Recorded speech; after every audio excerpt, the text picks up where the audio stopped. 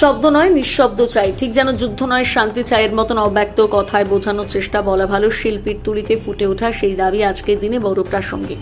কালীপুজো এলে শব্দ দানবের তাণ্ডব দেখা যায় চারিদিকে। রাত যত গভীর হয় বাড়তে থাকে শব্দ। বেআইনি শব্দবাজির বিরুদ্ধে যতই কঠোর পদক্ষেপ নেওয়া হোক না কেন তা চলতেই থাকে, অন্তত বিগত বছরগুলোর অভিজ্ঞতায় তেমনই বলে। আর এই প্রচন্ড শব্দে কানের তালা লাগে শুধু মানুষের না, পশু পাখিদেরও। তারা অবলা তাই মুখ বুজে সহ্য করে। চন্দননগর স্ট্যান্ড রোডের শিল্পী সুফেল সহ আরো কয়েকজন এই শব্দ দানবের বিরুদ্ধে রং তুলি হাতে তুলে নেন। ক্যানভাসে ফুটিয়ে তোলেন পশু পাখিরা কতটা শঙ্কায় থাকে সেই দিনগুলোতে। তারা নিজেদের বাঁচাতে আড়াল খোঁজে। চন্দননগর স্ট্যান্ড রোড এমনিতেই ক্রিম জল হিসেবে পরিচিত। এখানে শব্দ নিয়ন্ত্রিত, দূষণ নিয়ন্ত্রিত, আর তাই সারা বছর শীত গ্রীষ্ম বহু মানুষ শুধু চন্দননগর নয় বাইরে থেকেও আসেন। তারা গঙ্গার পাড়ে স্নিগ্ধতা অনুভব করেন। স্ট্যান্ডে গঙ্গার পাড় বরাবর গাছগুলোতে অসংখ্য পাখিদের আস্তানা। কালীপুজো, ছট পুজো এবং জগদ্ধাত্রী পুজোর দিনগুলোতে শব্দ কোলাহলে ভরে ওঠে স্ট্যান্ড। সেখানে বহু সারমেয় দেখা যায় একটু নিঃশব্দে সেই পশু পাখিদের নিরাপত্তা দিতে পারে। তাই চন্দননগরের কয়েকজন শিল্পী মানুষকে সচেতন করতে এগিয়ে আসেন ক্যানভাসের সাহায্যে।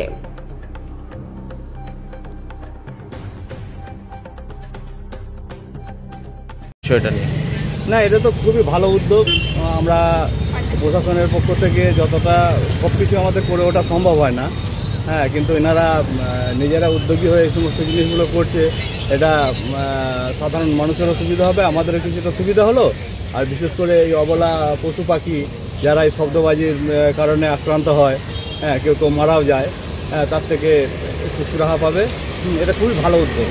এটা এমনিতেই তো গ্রিন জোন, এখানে তো কোনো রকম শব্দবাজি পোড়ানো যায় না, করা যায় না। আমাদের প্রশাসনের পক্ষ থেকে তো শব্দবাজি নিষিদ্ধ আছে, তবুও তো কিছু কিছু সাধারণ মানুষ তারা লুকিয়ে চুরিয়ে এই নদীর ফাঁকা জায়গাতে এদিকে এসে রাত্রে শব্দবাজি ফাটায়। হ্যাঁ, তা তাদের বিরুদ্ধে যে ইয়েটা করছে, যারা যে উদ্যোগটা নিয়েছে, এটা খুবই ভালো উদ্যোগ। আমি ওদের সঙ্গে আছি, যতটা পারি সাহায্য করবো। আপনার নামটা? মোহাম্মদ হাসান ইমাম মল্লিক, সাব ইন্সপেক্টর, চন্দননগর থানা। ঠিক আছে। আমি তো ভীষণভাবে সাপোর্ট করি। দেখুন, আমরা সবাই কম বেশি পশু পাখি সবাই ভালোবাসি, কিন্তু এই দিনগুলো, হ্যাঁ, সবার কাছে একটা মানে কী বলবো, অকেশন ঠিকই, সবাই এটাকে নিজের মতন করে পালন করতে চায়, কিন্তু তার জন্য যে নিরীহ অবলা পশুদের যদি ক্ষতি হয় সেটা কখনোই উচিত না। তো সবার জায়গাটা বজায় রেখে তাদেরকেও আমরা সুস্থভাবে বাঁচতে দেবো এবং আমরা নিজেদের অকেশনটাও পালন করবো সেইভাবে। তো আমি তো ভীষণভাবে সাপোর্ট করছি জিনিসটাকে, যেহেতু আমি নিজেও একজন পশুপ্রেমী।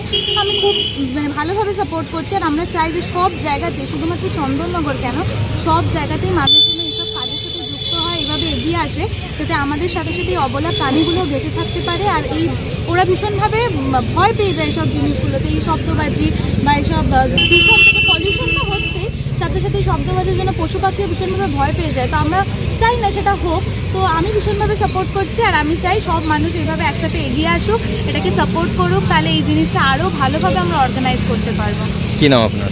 আমার নাম সন্তোষী ভট্টাচার্য, আমি চন্দননগরেই থাকি। আচ্ছা, ব্যাপারটা হচ্ছে, দেখুন, আমরা সব চন্দননগরবাসী, আমরা নিজেদের শহরকে খুব ভালোবাসি। সবথেকে বড় কথা হচ্ছে এই স্ট্যান্ড রোড, এখানে মানে এটা অনেক পাখির বাসা, এত পুরনো গাছ রয়েছে, এটা হচ্ছে অনেক পাখির বাসা।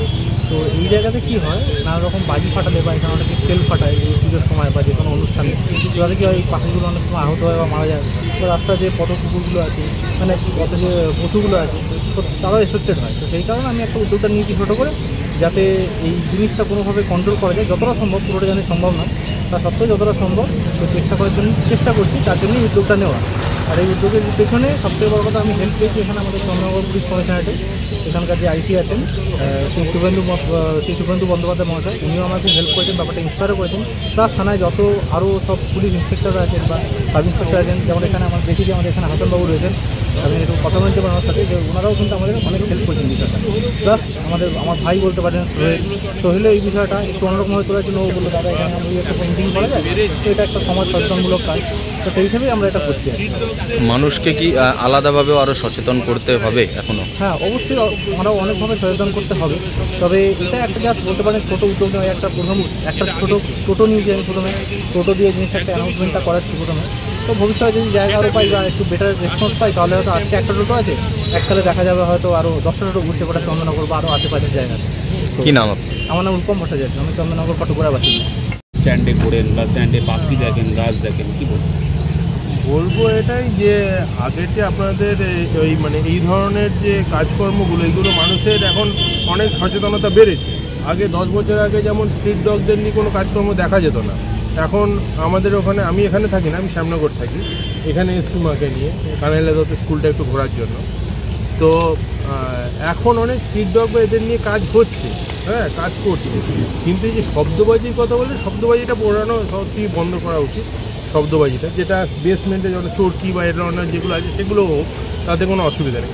আর গাছ কাটার কথা বললে তো গাছ কাটা প্রশাসনেই গাছ কেটে দিচ্ছে, প্রশাসনের কোনো সাহায্য পাওয়া যাচ্ছে না। আমরা আমাদের একটা সংস্থা যে আমরা বারাসাতের ওই মেন রোড দিয়ে গাছ কাটছিল, সেখানে আমরা আন্দোলন করাতে ধরে নিয়ে গিয়ে পুলিশে ইয়ে করে সেই করে অনেক কিছু ব্যাপারটা আবার ঘটেছে।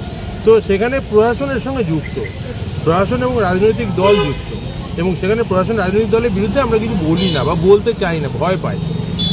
এই প্রশাসনিক মানে যারা রাষ্ট্রের যে দল, শুধু সচেতনতা নয়, প্রশাসনে বা এই রাষ্ট্রের যে মানে যে চালাচ্ছে তারা যদি এই জিনিসগুলো করে, তাদের বিরুদ্ধে আমাদেরই জাগতে হবে। যে পাখির বাসা তো এমনিতেই গাছ কাটার ফলে শেষ হয়ে যাচ্ছে। সবচেয়ে বেশি আমি বলবো সাধারণ জনগণের জন্য এখন প্রশাসন বেশি কাটছে গাছ। হ্যাঁ, এই উদ্যোগটা খুবই ভালো। আমি বললাম তো 10 বছর আগে এই উদ্যোগগুলো ছিল না। এখন আমিও আমার শ্যামনগরে বা এখানে ওখানে দেখি স্ট্রিট ডগদের সেবা করার জন্য তারা একটা ওষুধ নিয়ে ঘুরছে, তাদেরকে ইঞ্জেকশন দেওয়ার জন্য বা কোনো একটা হয়েছে সেটা দেখার জন্য। আজ 10 বছর আগে আমরা দেখতে পেয়েছি রাস্তায় এই উদ্যোগটাই, রাস্তায় দেখতে পেয়েছি কি এর আগে 10 বছর আগে কি 15 বছর আগে। তো এগুলো নিতে নিতে তো আজকে এটা বেড়েছে, মানুষের মধ্যে এটা এসছে, এবং অনেকেই এখন বিদেশি কুকুরের বদলে দেশি কুকুর পুষছে, দেশি কুকুর ভালোবাসছে। বিদেশি কুকুর হচ্ছে দেশি কুকুরের ইম্পর্টেন্স অনেক বেশি। উপলক্ষে যে এই